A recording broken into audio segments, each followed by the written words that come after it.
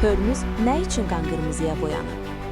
İranın cənubunda Hörmüz adasında yağan güclü yağışlar sahilyanı dəniz sularını qorxuducu qan rənginə çevirir. Sosial şəbəkələrdə geniş yayılan görüntülər bəzilərində mistik assosiasiyalar yaratsa da, hadisənin səbəbi tamamilə təbiidir. İzah: Hörmüz adasının torpağı dəmir oksidi ilə zəngin qırmızı gil qatlarından ibarətdir. Məhz bu maddə torpağa tünd qırmızı rəng verir. Güclü yağışlar zamanı bu torpaq yuyularaq dənizə axır və nəticədə sahil boyu sular qanı xatırladan tünd qırmızı çalara boyanır. Bu ərazi təsadüfi olaraq qırmızı çimərlik adlandırılmayıb.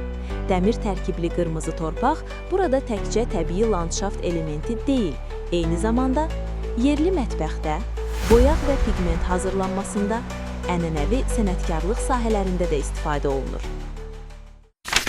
Gündəlik hadisələrdən xəbərdar olmaq üçün bizi izləyin. Söz altında yox, göz altıda qalın.